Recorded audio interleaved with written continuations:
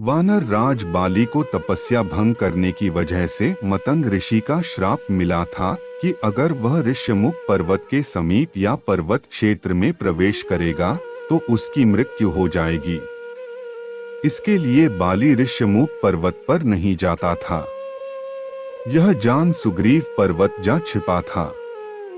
रामायण में वानर राज बाली और सुग्रीव की कथा का वर्णन विस्तार से बताया गया है। साथ ही तुलसीदास द्वारा रचित रामचरितमानस में वानर बंधुओं का उल्लेख है।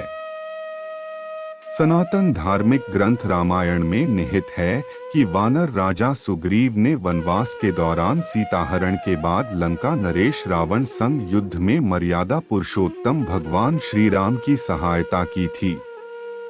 इस युद्ध में वानर सेना की मदद से भगवान श्री राम ने रावण और उनकी सेना को परास्त किया था। जब सीता हरण के बाद भगवान श्री राम और लक्ष्मण वन में माता सीता की तलाश कर रहे थे, उस वक्त उनकी मुलाकात परम भक्त हनुमान और वानर राजा सुग्रीव से हुई थी। सुग्रीव भी अपने भाई बाली के डर से छुपे रहते थे।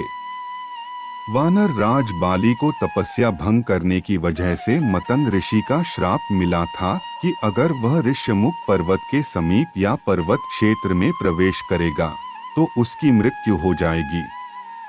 इसके लिए बाली ऋष्यमुख पर्वत पर नहीं जाता था। यह जान सुग्रीव पर्वत जा छिपा था। भगवान राम से मिलने पर वानर राजा सुग्रीव ने अपनी आपबीती सुनाई। यह सुन भगवान ने सहायता करने और बाली का वध करने का वादा किया। आइए बाली और सुग्रीव के युद्ध के कारण की कथा जानते हैं।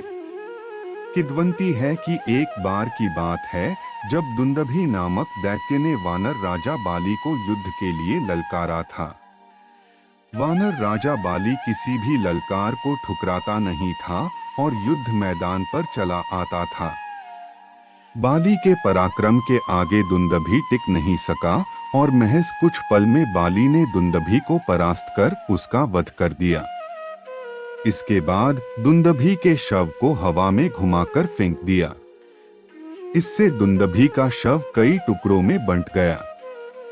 इस दौरान दुंदभी के शरीर से रक्त प्रवाहित होकर मतंग ऋषि के आश्रम पर जा गिरती है।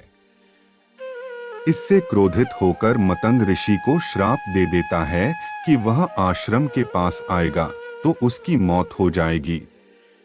कालांतर में दुंदभी का भाई मायावी वानर राज बाली को युद्ध के लिए ललकारता है।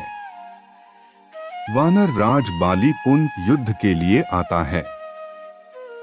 बाली कई बार मायावी को समझाता है कि वह लौट जाए। युद्ध करेगा तो उसकी मौत निश्चित है। हालांकि मायावी नहीं मानता है। तब बाली मायावी का पीछा करने लगता है। मायावी एक गुफा में जाकर छिप जाता है। यह देख बाली अपने भाई सुग्रीव को गुफा के बाहर इंतजार करने के लिए कहता है। यह कहकर बाली गुफा के अंदर जाकर मायावी से लड़ने लगता है। कुछ समय बाद गुफा से तेज आवाज आती है। इसके बाद रक्त की धारा गुफा से बाहर आती है। यह देख सुग्रीव को लगता है कि मायावी ने बाली का वध कर दिया है। यह सोच गुफा को पत्थर से बंद कर सुग्रीव किष्किंधा लौट आता है।